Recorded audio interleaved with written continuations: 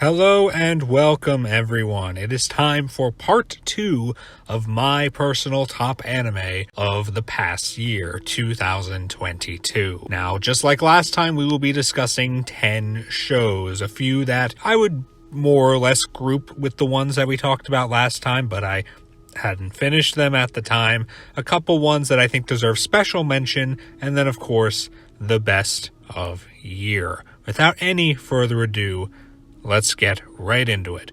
Of course, I think we have to start off with Chainsaw Man, the show that took everyone by storm well before it actually came out. And I think we are in a position as anime fans where if you are a fan of battle shonen anime, you are swimming in it. It is everywhere.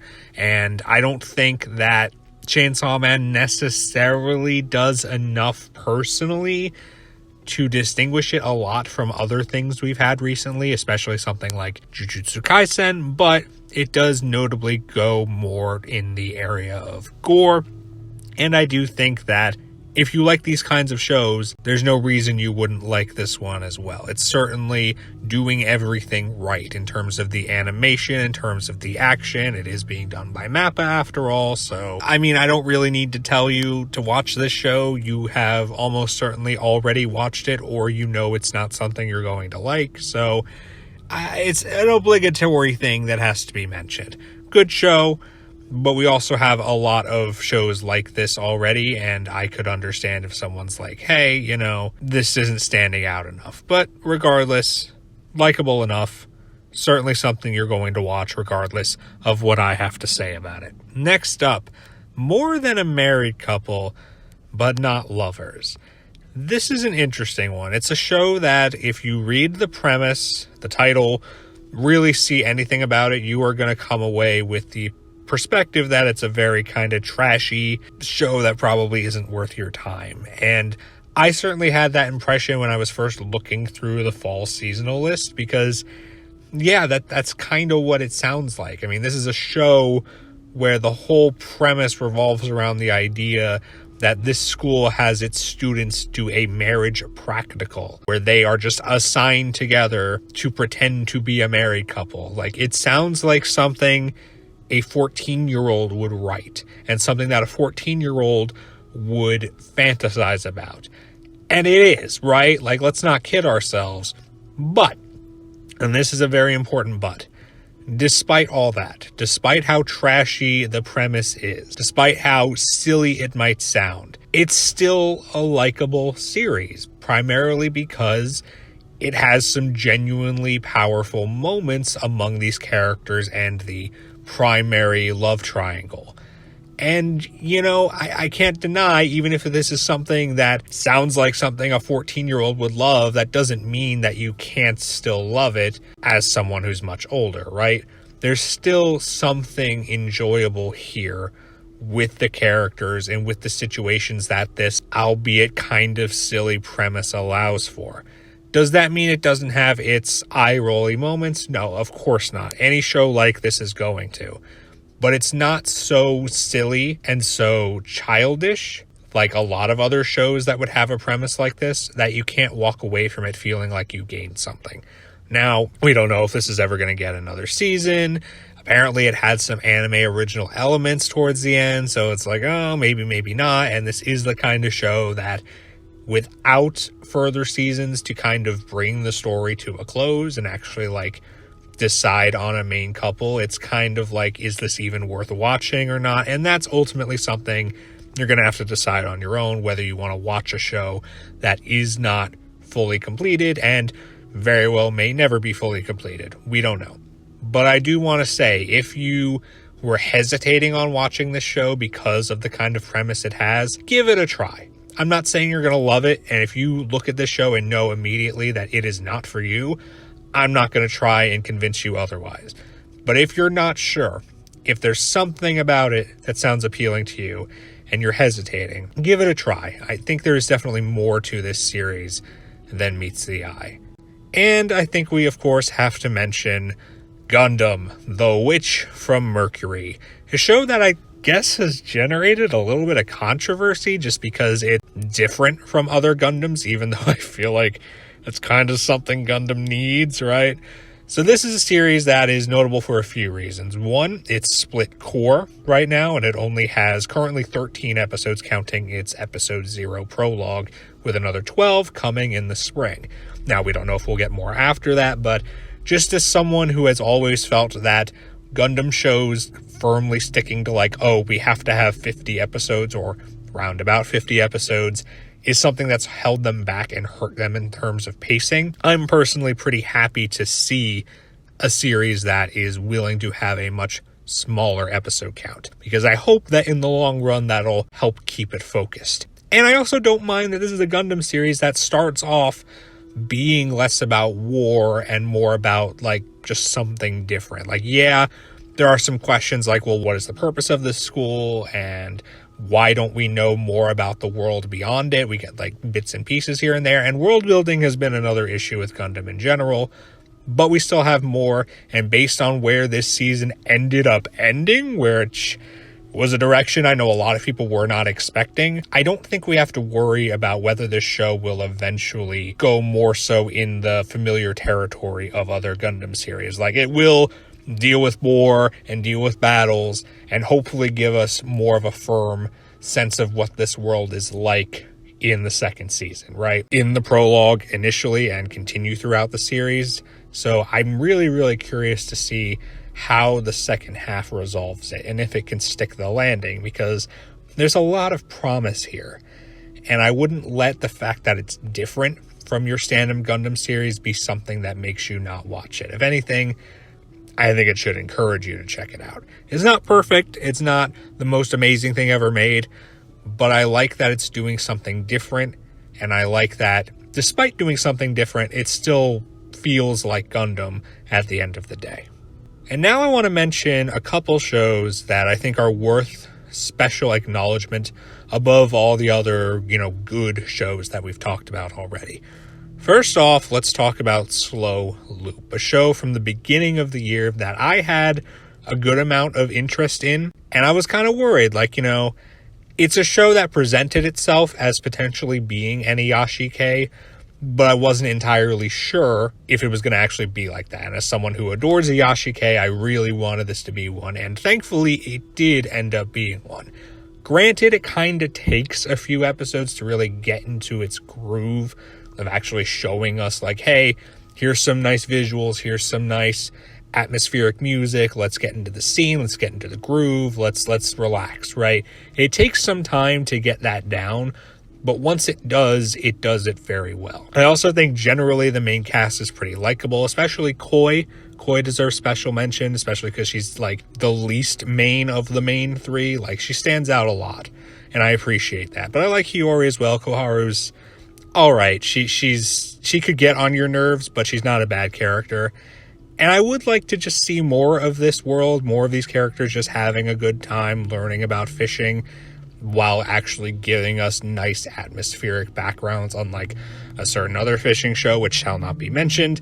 So I was very happy with this overall. It may not be the most amazing Iyashikei out there. There are definitely better ones, but it's still a good time. And if you're a fan of the genre, I think you should check this out.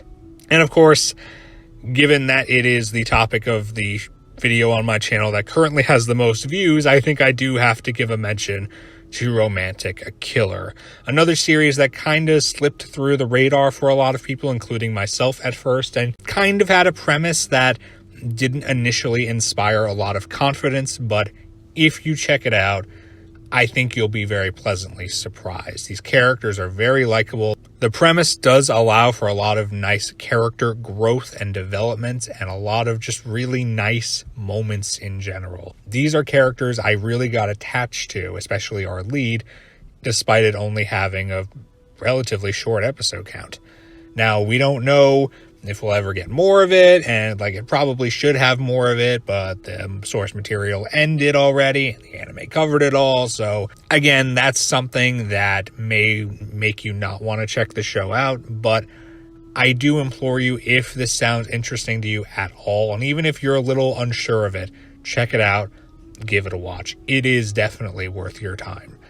And if you want to hear more about it, you can always watch my video on the subject.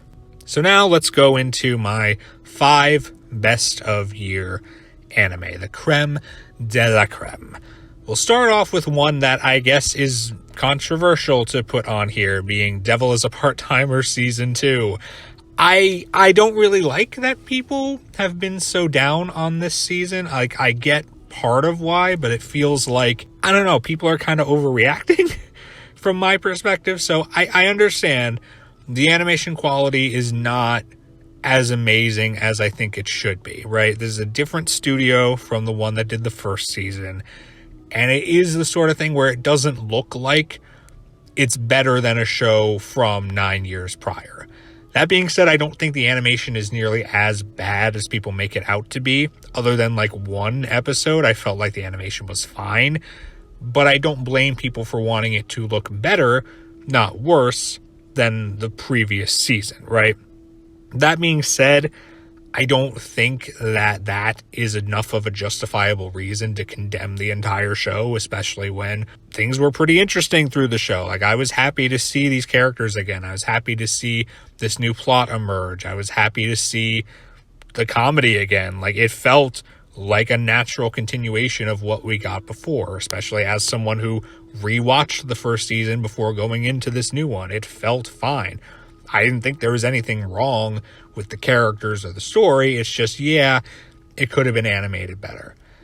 Is that enough of a reason to just throw out the whole season entirely? I don't think so.